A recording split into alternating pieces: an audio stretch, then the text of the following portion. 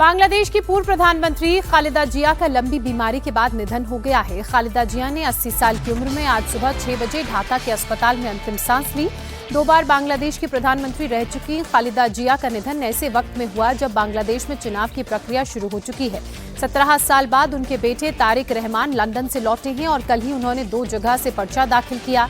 खालिदा जिया के निधन से बांग्लादेश में शोक की लहर इस वक्त है। खालिदा जिया बांग्लादेश नेशनलिस्ट पार्टी की अध्यक्ष भी थीं। बांग्लादेश नेशनलिस्ट पार्टी के समर्थकों में इस वक्त शोक की लहर है। खालिदा जिया को 23 नवंबर को नियमित जांच के लिए रेगुलर चेकअप के लिए एवोकेयर अस्पताल में भर्ती कराया गया था, जहां डॉक्टर्स ने उनके सीने में इन्फेक्शन का पता लगने की बात जानकारी दी और उन्हें अपनी ऑब्जर्वेशन में रखने का फैसला लिया। 27 नवंबर को उनकी हालत बिगड़ गई, जिसके बाद उन्हें अस्पताल के कोरोनरी केयर यूनिट में ट्रांसफर कर दिया गया और आज सुबह ये दुखद खबर सामने आई कि उनका निधन हो गया है। जब से ये खबर उनके समर्थकों को पता चली है, तब से शोक की लहर हावी है। बांग्लादेश की पूर्व पीएम खालिदा जिया का जन्म पश्चिम बंगाल के जलपाईगुड़ी में हुआ था, जो उस समय अविभाजित दिनाजपुर जिले का हिस्सा था। उन्होंने बांग्लादेश की राजनीति में एक मजबूत पहचान बनाई। साल 1991 में बांग्लादेश की पहली महिला प्रधानमंत्री बनी। खालिदा जिया 1991 से 1996 और फिर 2001 से 2006 तक बांग्लादेश की प्रधानमंत्री रहीं। इस दौरान खालिदा जिया कई बार भारत की यात्रा पर भी आईं। 2006 में खालिदा जिया प्रधानमंत्री के रूप में भारत आईं तो 2012 में विपक्ष की नेता के तौर पर भारत यात्रा पर वो रहीं। 28 अक्टूबर 2012 को खालिदा जिया की भारत यात्रा खासी चर्चाओं का विषय बनी। इस दौरान खालिदा जिया भारत सरकार के निमंत्रण पर आईं। तत्कालीन प्रधानमंत्री मनमोहन सिंह, राष्ट्रपति प्रणब मुखर्जी, विदेश मंत्री सलमान खुर्शीद और लोकसभा में विपक्ष की नेता सुषमा स्वराज से उन्होंने मुलाकात की। ये यात्रा इसलिए खास थी क्योंकि बीएनपी को आमतौर पर भारत विरोधी माना जाता है, लेकिन इस यात्रा में उन्होंने द्विपक्षीय संबंधों, आतंकवाद के खिलाफ लड़ाई में सहयोग पर चर्चा की। विजय लक्ष्मी हमारी सहयोगी इस वक्त हमारे साथ फोन लाइन पर जुड़ चुकी हैं। विजय लक्ष्मी, जब सुबह सुबह ये खबर सामने आई कि खालिदा जिया अब हमारे बीच नहीं है, तो जाहिर सी बात है उनके समर्थकों में उस देश में शोक की लहर व्याप्त होगी। लेकिन ऐसे वक्त में उनका निधन हुआ है जब बांग्लादेश में चुनाव होना है। कल ही उनके बेटे ने 2 सीटों से अपना नॉमिनेशन फाइल किया है। ऐसे में कितना असर बांग्लादेश के चुनाव में इनके निधन से होगा? बिल्कुल, देखिए, जहां तक पॉलिटिक्स की बात है उस पर जरूर इसका इम्पैक्ट होगा। हालांकि काफी लंबे समय से बीमार चल रही थी खालिदा जिया और आज सुबह 6 बजे उनका निधन हुआ। 80 वर्ष उनकी उम्र 80 वर्ष की उम्र में उनका निधन हुआ। लेकिन पॉलिटिकली, क्योंकि जो अवामी लीग है, जो शेख हसीना की पार्टी है, उस पर प्रतिबंध लगा हुआ है और ऐसे में जो सबसे जो प्रोमिनेंट पार्टी है वो खालिदा जिया की पार्टी है, बीएनपी। तो अब हालांकि उनके बेटे ने आकर के नॉमिनेशन फाइल कर दिया है और इस चीज को लेकर क्लैरिटी भी थी कि अब उनका जो आगे जो उनका राजनीतिक एक तरीके से उत्तराधिकारी उनके बेटे होंगे और आगे वो पार्टी की गतिविधियों से लेकर तमाम चीजें देखेंगे। लेकिन फरवरी में होने वाले चुनाव से पहले उनका जो निधन है वो जरूर, क्योंकि उनकी मौजूदगी रहती तो एक अलग तरह की चीजें रहती जहां तक बांग्लादेश की राजनीति का सवाल है। लेकिन अब उनके निधन से जरूर एक क्षति और एक शून्य जरूर बांग्लादेश की राजनीति में, क्योंकि पूर्व प्रधानमंत्री थी और इसके अलावा अब आने वाले चुनावों में जो है बीएनपी एक बड़ा मेजर रोल प्ले करेगी। शुक्रिया विजय लक्ष्मी। लंबे वक्त के बाद खालिदा जिया के बेटे तारिक रहमान जो है वो वापस अपने वतन लौटे और आज ये खबर आई कि खालिदा जिया का निधन हो गया। जाहिर सी बात है कि इनकी मौत के बाद का जो सेंटिमेंट्स है वो बीएनपी के काम जरूर आएगा। अगली बड़ी खबर का रुख करते हैं। मुंबई के भांडुप में एक बेकाबू बस ने 13 लोगों को कुचल दिया, जिसमें 4 लोगों की जान चली गई। 3 महिलाएं और 1 बच्चा, 1 पुरुष इसमें शामिल है। 9 लोग जख्मी हुए हैं। मुंबई के रजवाड़ी अस्पताल में ये सभी लोग भर्ती हैं। इस हादसे का सीसीटीवी फुटेज सामने आ गया है, जिसमें दिखाई दे रहा है कि कैसे बस को टर्न लेते हुए जब ये बस बैक कर रही, उस वक्त बहुत से लोगों को इसने अपनी चपेट में ले लिया। यह हादसा रात करीब 9:30 बजे हुआ।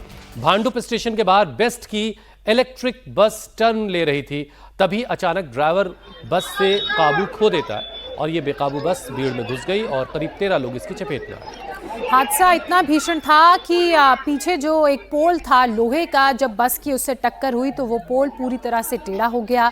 पुलिस ने बस चालक को अपनी हिरासत में ले लिया है, उससे पूछताछ की जा रही है। हालांकि पुलिस ने फौरी तौर पर अपनी पूछताछ में ये जानकारी दी है कि बस चालक नशे की हालत में नहीं था। पुलिस इलाके के सीसीटीवी फुटेज को भी खंगाल रही है। जो आसपास लोग उस वक्त मौजूद थे उनसे भी पुलिस बातचीत करेगी और पता लगाने की कोशिश करेगी कि क्या बस में किसी तरह का कोई टेक्निकल फॉल्ट था या ये पूरी तरह से ड्राइवर की गलती थी।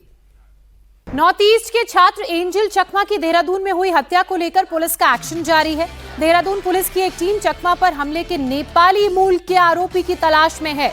पुलिस ने अब तक एक मणिपुर, 4 उत्तराखंड के आरोपी समेत कुल 5 लोगों को पकड़ा है।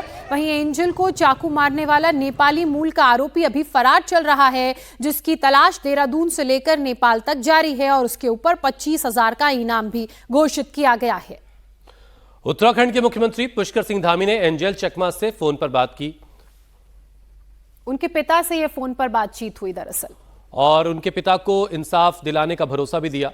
एंजल चकमा को इंसाफ दिलवाने के लिए देहरादून और अगरतला में कैंडल मार्च निकाला जा रहा है।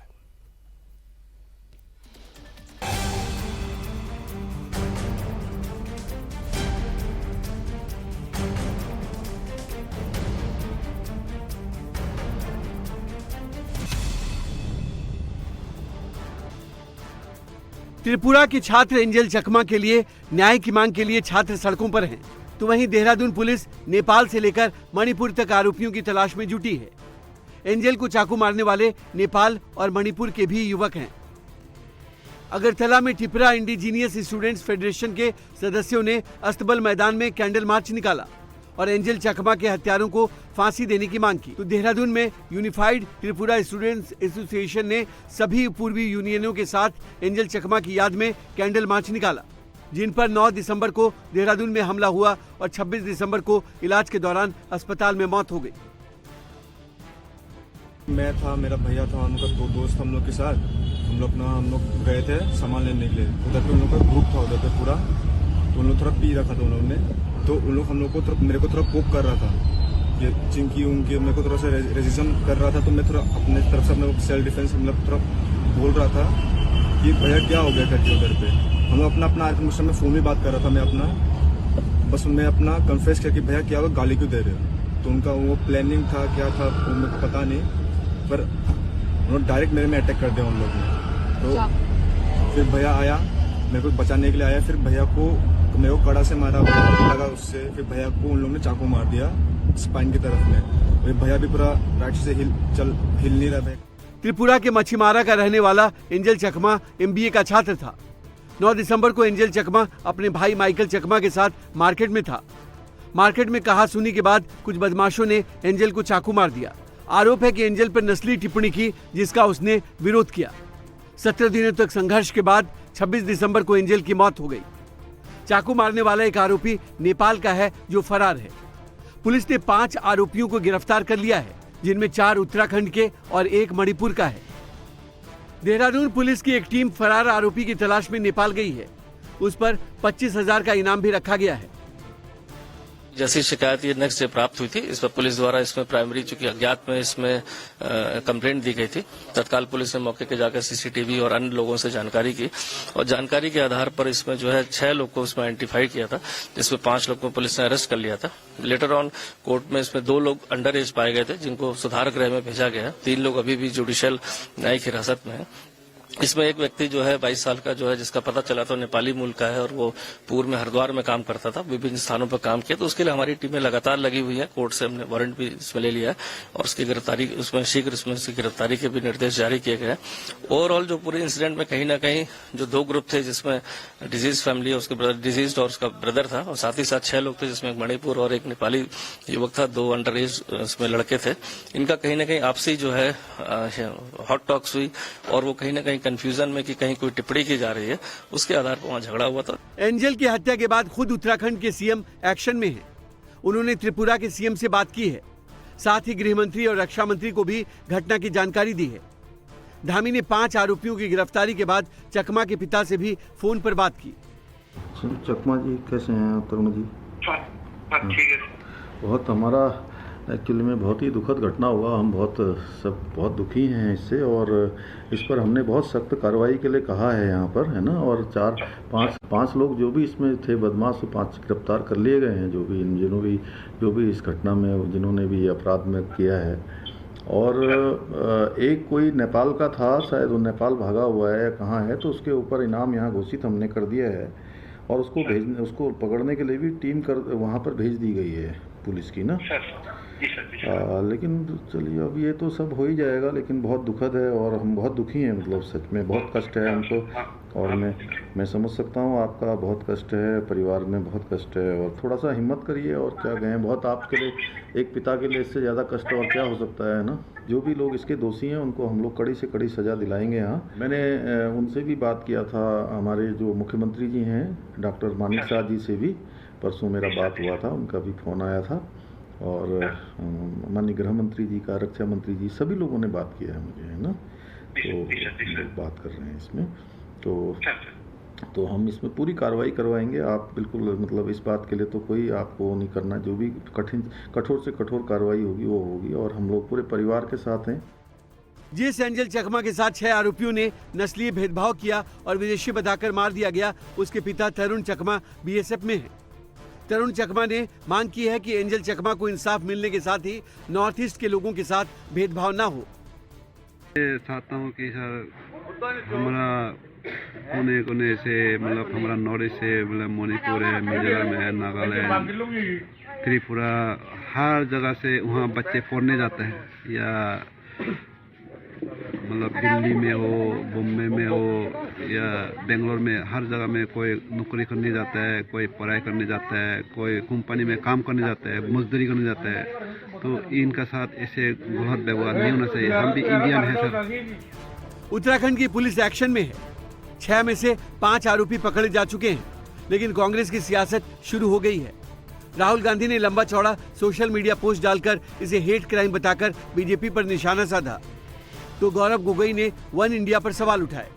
मैं भारतीय हूं, मैं चीन से नहीं आया हूं। आई एम एन इंडियन,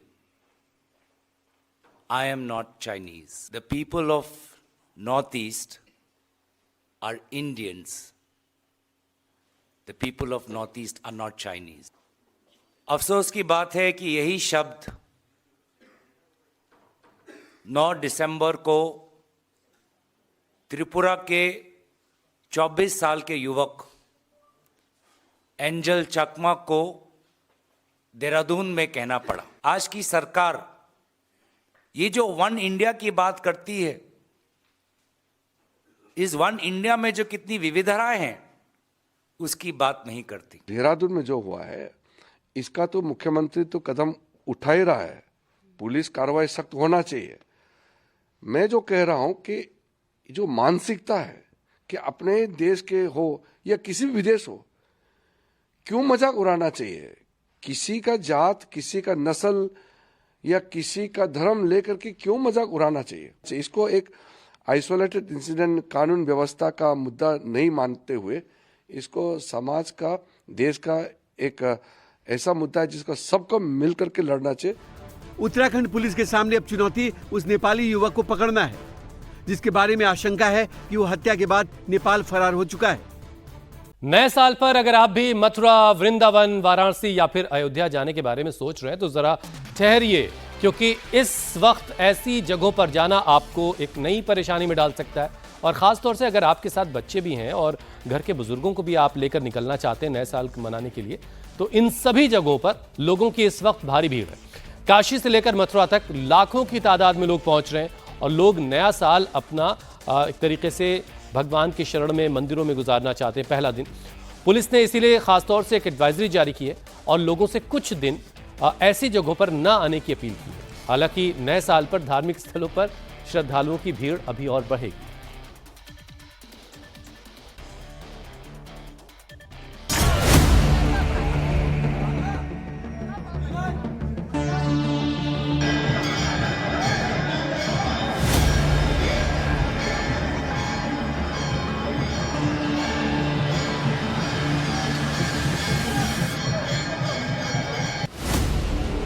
नए साल पर प्लान, दर्शन नहीं होंगे आसान।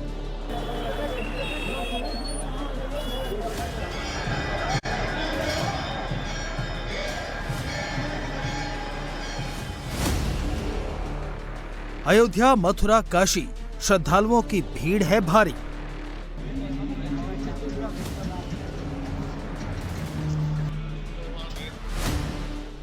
आस्था का दरबार, भीड़ अपार, प्रशासन तैयार। एक एक तस्वीर को ध्यान से देख लीजिए। नए साल से पहले अयोध्या से लेकर मथुरा, वृंदावन और काशी से लेकर शिरडी तक एक जैसे हाल हैं। मंदिरों के बाहर लंबी लंबी लाइनें लगी हैं। लाखों की संख्या में श्रद्धालु भगवान के दर्शन करने पहुंच रहे हैं, क्योंकि हर कोई नए साल का स्वागत भगवान के दर्शन से करना चाहता है।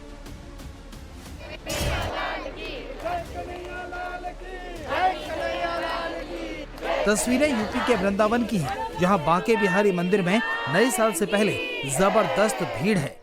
पैर रखने तक की जगह नहीं है। हालात ये हैं कि रात से ही श्रद्धालु लाइनों में लगकर दर्शन के लिए पहुंच रहे हैं।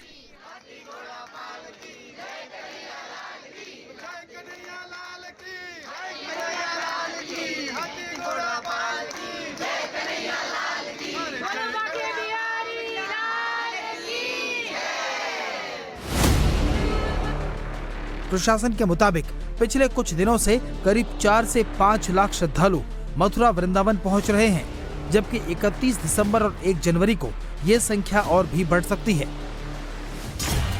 ऐसे में बांके बिहारी मंदिर प्रशासन ने एडवाइजरी जारी कर लोगों से अपील की है कि 5 जनवरी तक लोग मंदिर आने से परहेज करें। साथ ही जो लोग आ रहे हैं वो सुरक्षा नियमों का पालन करें। वहीं श्रद्धालुओं का भी कहना है कि भीड़ काफी है और अगर उन्हें पता होता तो वो भी प्रशासन की अपील पर अमल करते। ध्यान नहीं था कि भीड़ होगा यहाँ पे। हम तो वैसे ही के बाद चलो दर्शन करने के लिए आ गए। यहाँ पे इतनी ज्यादा भीड़ है और हर समय ही होती है। मैं हर एकादशी पे आती हूँ बिहारी जी के यहाँ, पर भीड़ है, पर बच्चे और बुजुर्ग ना आए क्योंकि उनको दिक्कत है। मंदिर प्रशासन का बहुत अच्छा ये निर्णय है, करना भी चाहिए, क्योंकि अब मैं तो आ चुका हूँ तो अब तो वापस यहाँ से जा नहीं पाते। नहीं तो सही अच्छा निर्णय मंदिर प्रशासन का। उसमें भारत की प्रत्येक जनता को सहयोग करना चाहिए। 4-5 दिन अवॉइड करें। तो स्थिति मैं यहाँ देख रहा हूँ, मैं उदयपुर से आया हूँ। अभी की परिस्थिति को देख करके 4-5 दिन हम भारतवासी को थोड़ी शांति बनाए रखने की जरूरत है। यहाँ तो सही है, लेकिन क्या ये है ना कि बच्चों की छुट्टी हुई है, इसी समय टाइम में छुट्टी भी होती है, इसी टाइम में भीड़ भी हो जाती है। परेशानी यही है। मथुरा जैसा ही हाल बाबा की नगरी काशी में भी है। यहाँ भी 25 दिसंबर के बाद से श्रद्धालुओं का सैलाब दिख रहा है। पर्यटकों की संख्या नए रिकॉर्ड बना रही है। 3 से 4 लाख श्रद्धालु हर रोज वाराणसी पहुंच रहे हैं।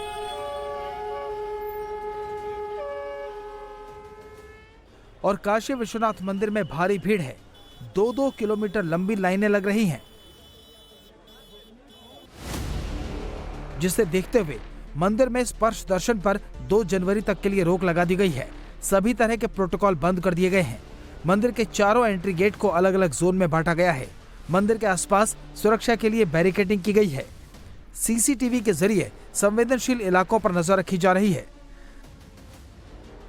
25 दिसंबर से ही लगातार लाखों की संख्या में श्रद्धालु प्रत्येक दिवस देश विदेश से आ रहे हैं। नव वर्ष में इनकी संख्या और भी ज्यादा हो जाएगी। सुरक्षा के दृष्टिगत बैरिकेडिंग की गई है, जगह जगह डाइवर्जन किए गए हैं।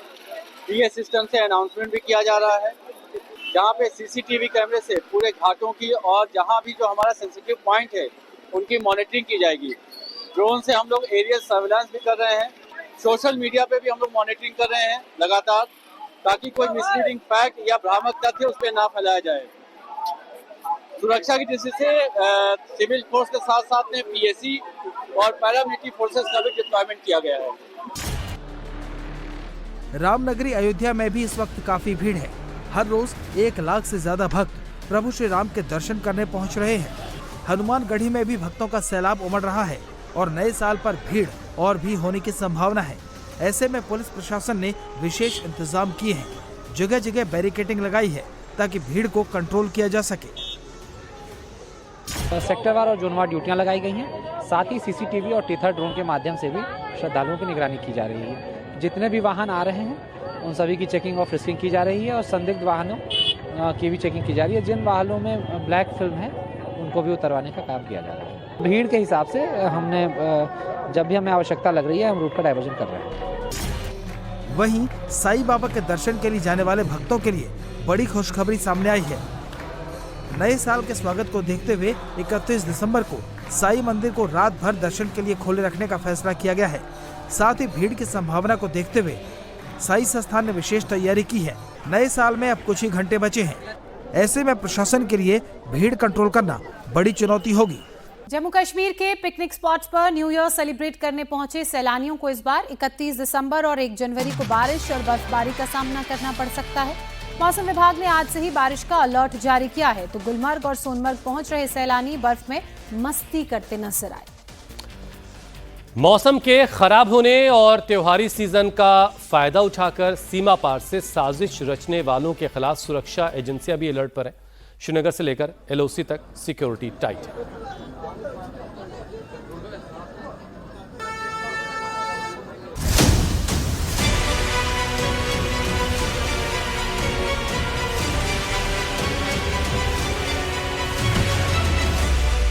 बर्फबारी से सफेद हुई घाटी, न्यू ईयर से पहले टाइट सिक्योरिटी।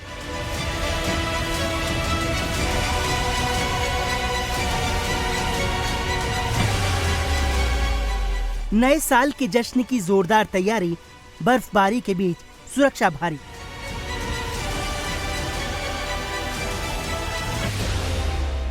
न्यू ईयर पर बारिश का अलर्ट से गुलजार है।